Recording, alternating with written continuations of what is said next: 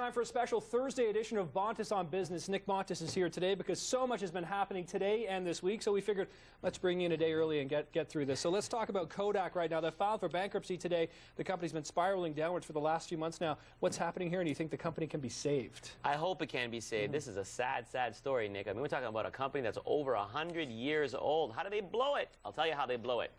Famous CEO by the name of Andy Grove, founder of Intel, said the most important thing you got to be able to do as a businessman is be paranoid. And by being paranoid, you got to always look around and see what's happening. And that's what Kodak did not do. The biggest mistake they made, of course, was the digital revolution of cameras, and they missed the boat on that front. But you know what, Nick? There's lots of examples of companies that have missed the boat when they were on top. Here's a list that I came up with. Atari, remember the game console? They were on top. How about Betamax tapes? They were on top. Netscape browser, Xerox photocopiers, WordPerfect.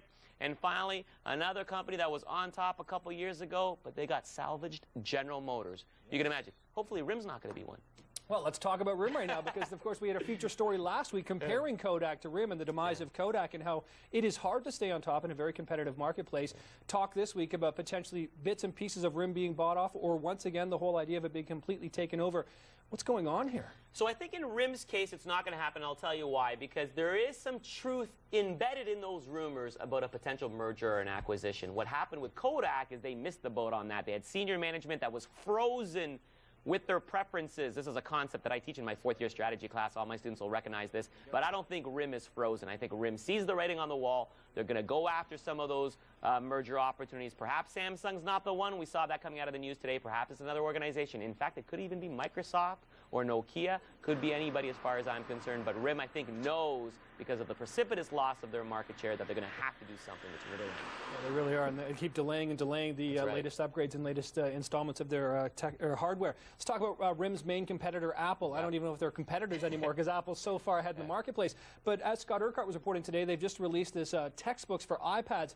They're giving it away for free. Is this a moneymaker or just a way of getting tablets into hands of younger and younger people? So we know that in the current world, it's all about network, right? And the most number of users you can get possible. That's what Facebook did for free, right?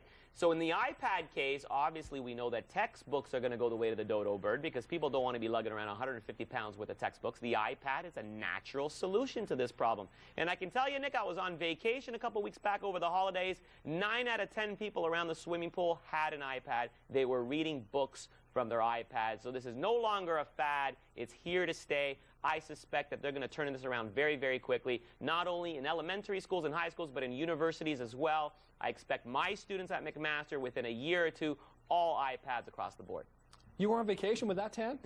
Hard to believe. And with this weather, I'm losing a shade every 5 seconds. I think we probably are. Nick, thanks for coming in today. Really appreciate all of your insights, as usual. See you next week.